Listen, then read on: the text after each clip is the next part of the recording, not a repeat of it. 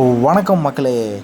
திருநங்கைகள் அப்படின்னு சொன்னாவே நம்ம எல்லாருக்கும் உடனே ஞாபகம் வரக்கூடிய ஒரு இடம் பார்த்திங்கன்னா கூத்தாண்டவர் கோவில். அந்த கோயிலும் அந்த கடவுளும் பார்த்திங்கன்னா அவங்களுடைய அடையாளங்களாகவே நம்ம பார்த்துட்டு இருந்தோம். ஆனால் நம்ம ராசிபுரத்தில் ஒரு திருநங்கை அவங்க பார்த்திங்கன்னா அவங்களுக்காக அவங்க இருக்கக்கூடிய இடத்துல நம்ம ராசிபுரத்தில் பார்த்திங்கன்னா ஒரு கோயில் கட்டியிருக்காங்க. அந்த கோயிலோட வழிபாடுகளும் அவங்க தான் பார்த்திங்கன்னா பண்ணிகிட்ருக்காங்க. இந்த கோயில் எந்த இடத்துல இருக்குது நம்ம ராசிபுரத்தில், இந்த கோயிலுடைய பின்னணி என்ன, அந்த திருநங்கை அவங்களோட பின்னணி என்ன, இதெல்லாம் நம்ம கேட்டு தெரிஞ்சுக்கலாம் வாங்க. அதுக்கு முன்னாடி நம்ம சேனலில் நீங்கள் சப்ஸ்கிரைப் பண்ணலாம், மறக்காமல் சப்ஸ்கிரைப் பண்ணி அந்த பெல் பட்டனை கிளிக் பண்ணிக்கோங்க. இன்ஸ்டாகிராம்லேயும் ஃபேஸ்புக்லேயும் நம்ம சேனலில் ஃபாலோ பண்ணிக்கோங்க. வணக்கம், நான் உங்கள் ராசிபுரம் பையன்.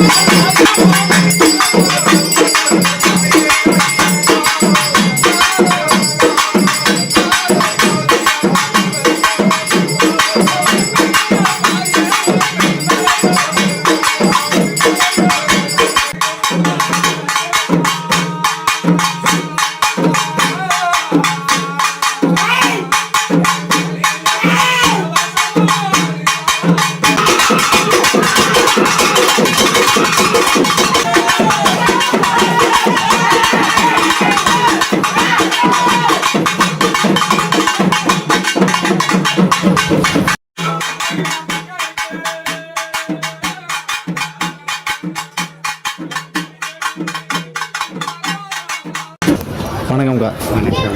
உங்கள் பேருக்கா? நான் ஒரு திருநங்கை.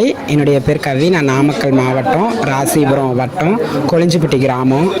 இந்த கோயில் எத்தனை வருஷமாக்கா இங்கே வச்சு இப்போ பூஜை பண்ணிட்டுருக்கோம்? கோயில் அம்மா இந்த இடத்துல பிரதிஷ்டை பண்ணி, வணக்கம், கோவில் இந்த இடத்துல அம்மாவை பிரதிஷ்டை பண்ணி இன்னைக்கு 8 வருஷம் ஆகுது. 8 வருஷம் ஆகுது. கும்பாபிஷேகம் பண்ணி இப்போ தான் 3 வருஷம் ஆகுது. 8 வருஷத்துக்கு முன்னாடி அம்மா சுதையில் மட்டும்தான் சுயம்பா கொட்டாயில் கொய்யாமரத்துக்கடையில் உருவானவ. பேர் கருங்காளியம்மன் அம்மா பேர். இன்னைக்கு 5 வருஷமாக கோயிலையே இருந்து 6வது வருஷம் அம்மா குடி கொள்ளணும், கோபுரத்தில் உட்காரணும் அப்படின்னு சொல்லி சுயம்பா இருந்தவ உருவம் கொடுத்து இன்னைக்கு அம்மாவுக்கு இவ்வளோ பேரும் புகழமா பேர் கொடுத்து இன்னைக்கு இந்த அளவுக்கு வச்சிருக்கிறோன்னு 3 வருஷம் ஆகுது. அம்மா பேர் கருங்காளியம்மன். இப்போ இருக்கிற காலத்தில் கோயில் கட்டணுங்கிறது இல்லை கோயிலுக்கு சாமி கும்பிடணுங்கிறதே இன்னைக்கு பெரும்பான்மையான பேர் தவிர்த்துருக்காங்க. அந்த டைமில் உங்களுக்கு எப்படி ஒரு கோயில் கட்டணுங்கிற எண்ணம் எப்போ வந்தது? திருநங்கையா பிறந்த எல்லாருமே தெய்வ குழந்தைன்னு சொல்றாங்க. அது மாதிரி திருநங்கையா இன்னைக்கு நான் இருந்து மற்ற திருநங்கைகள் மாதிரி இல்லாம நம்ம திருநங்கைகளுக்கு ஒரு முன்னோடியா இருக்கணும் அப்படிங்கிறதுக்காக இன்னைக்கு நான் அம்மா கோயில் வச்சிருக்கேன். எப்படி உருவானது, எங்க உருவானது, எப்படி அவளுக்கு இவ்வளோ தூரம் நான் கோயில் கட்டினேன் அப்படிங்கிறதெல்லாம் எனக்கே தெரியாத ஒரு விஷயம். சாதாரணமாக நானே ஒரு குழந்தை விளையாட்டு பிள்ளையாக தான் சுற்றிட்டு இருப்பேன்.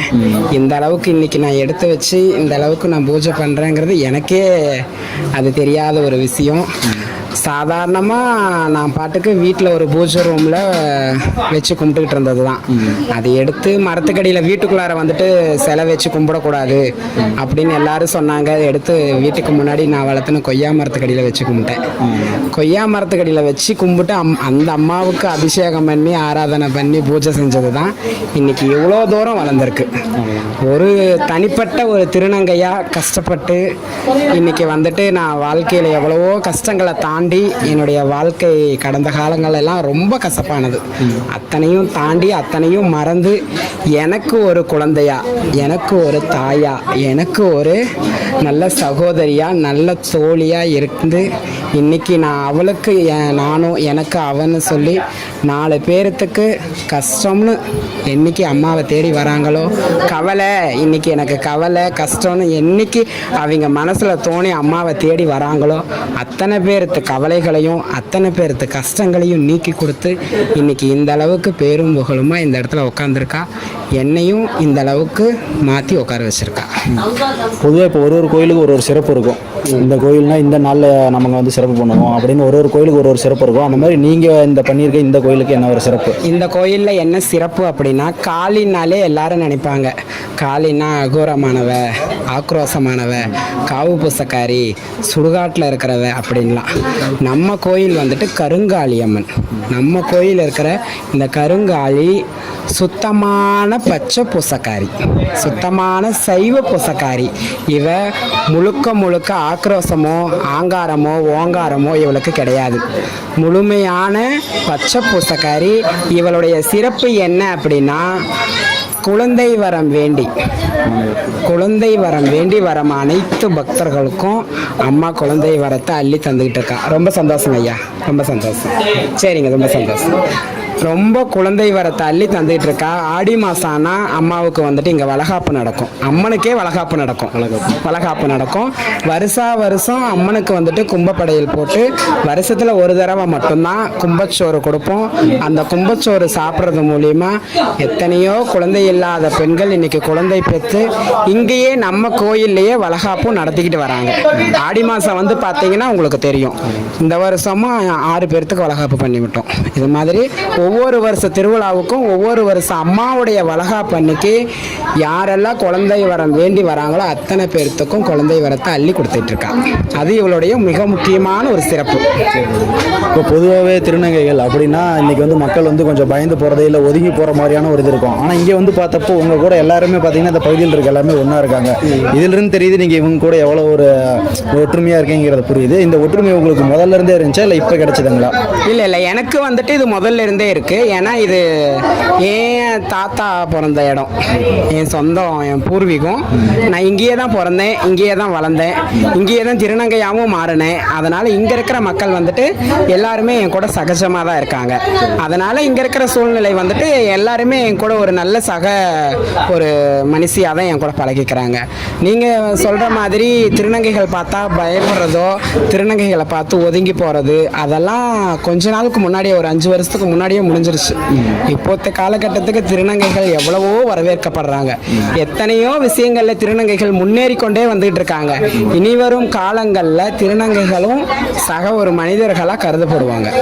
இந்த பயமெல்லாம் இருக்காது. இன்னும் கொஞ்ச நாளில் அதெல்லாம் மறந்துடுவாங்க. நீங்கள் சொல்கிறது பார்த்தாவே இந்த ஊருமே புதுமையாக இருக்குது. ஏன்னா பொதுவாக திருநங்கையாக மாறினவங்க பொதுவாக அவங்க ஊரில் இருக்கிறது இல்லை, நிறைய பேர் நம்ம பார்த்த வரைக்கும். ஆனால் நீங்கள் இங்கேயே பிறந்து இங்கேயே வளர்ந்து இதே இடத்துல கோயில் கட்டி இங்கே இருக்க மக்களுக்கெல்லாம் இந்த மாதிரி ஒரு பண்ணிட்டு இருக்கிறத பார்த்தா ரொம்ப இந்த இடத்துக்கு பார்த்தாவே ஒரு பெருமையாக இருக்குது. ஊரே புதுசாக இருக்குது. எனக்கும் ஒரு இதில் ரொம்ப பெருமை.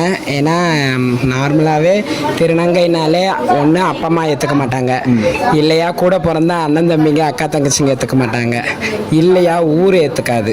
யாரோ ஒரு சமுதாயத்து மூலியமா ரொம்ப கேலி கிண்டலுக்கும் அவமானத்துக்கும் நாங்கள் ஆள்பட்டு நாங்கள் வந்துட்டு தூரமாக போய் ஊரை விட்டு ஊர் போய் பொழைக்கிறது, அங்கே இங்கேன்னு போய் இருக்கிறது, எங்களுடைய கஷ்ட சூழ்நிலையால் கடைக்கடையாக வசூலுக்கு போகிறது, பாலியல் தொழில் செய்கிறது, அது வந்து எங்கள் திருநங்கைகளுடைய கஷ்டங்கள். திருநங்கைகளாக பிறந்தாலே ஏற்றுக்காத பெற்ற தாய் தகப்பன் ஏற்றுக்காத திருநங்கைகள் அந்த மாதிரி இருக்காங்க. ஆனால் நான் வந்துட்டு என்னுடைய தாய் தந்தை ஏற்றுக்கிட்டாங்க, என்னுடைய சொந்த பந்தம், என் அண்ணன் தம்பி எல்லாம் ஏற்றுக்கிட்டாங்க. இதே இடத்துலையே தான் இருக்கேன், இங்கேயே தான் பிறந்தேன், இங்கேயே தான் வளர்ந்தேன், இங்கேயே தான் ஆணாக பிறந்தேன், இப்போ பெண்ணாக வாழ்ந்துட்டு இருக்கேன். இந்த இடத்துல இருந்து இந்த அம்மாவை நான் இங்கே வைக்கணும், இந்த அம்மாவை வணங்கணும் அப்படிங்கிறது அந்த அம்மாவுடைய உத்தரவு. அந்த அம்மாவுடைய உத்தரவானால தான் இன்னைக்கு நான் இந்த இடத்துலையே எங்கள் சொந்த இடம், எங்கள் பூர்வீகத்திலேயே அம்மாவை வச்சு நான் இன்னைக்கு வணங்கிட்டு இருக்கேன். இந்த 3 வருஷமாக எந்த ஒரு பிரச்சனையும் இல்லாமல் அம்மாவை தேடி வர அத்தனை பக்தர்களுக்குமே அம்மா தத்ரூபமாக அவளுடைய அருளை அள்ளி கொடுத்துட்டு வரா. அக்கா சொல்கிறத பார்த்தோம்னா இந்த ஊர் இங்கே இருக்கக்கூடிய பகுதி மக்கள் அக்கா இவங்கள மாதிரியான எல்லா ஊருமே வந்து மாறணுங்கிறத எங்களோட நோக்கமும், உங்களோட பணியும் சிறக்க எங்களோட வாழ்த்துக்கள். உங்கள் ஊர் மக்களுக்கு பொதுவாக வாழ்த்துக்கள். சந்தோஷம், ரொம்ப சந்தோஷம். எங்களையும் மதித்து இன்னைக்கு இங்கே வந்து நீங்கள் வீடியோ எடுத்து உங்களுடைய டைம் ஸ்பெண்ட் பண்ணி உங்களுடைய நேரத்தை வந்து எங்களுக்காக செலவிடுச்சு என்னுடைய கருங்காலி அம்மனை இன்னைக்கு ஊர் முழுக்க காட்டுறதுக்காக நீங்கள் வந்ததுக்கு ரொம்ப சந்தோஷம். ரொம்ப நன்றி. அம்மா மூலியமா நான் நன்றியை தெரிவிச்சுக்கிறேன். ரொம்ப நன்றி. இந்த சேனலை எல்லாரும் சப்ஸ்கிரைப் பண்ணிக்கோங்க, இன்ஸ்டாகிராம் பேஜை ஃபாலோ பண்ணிக்கோங்க. ஓகே, ரொம்ப நன்றி.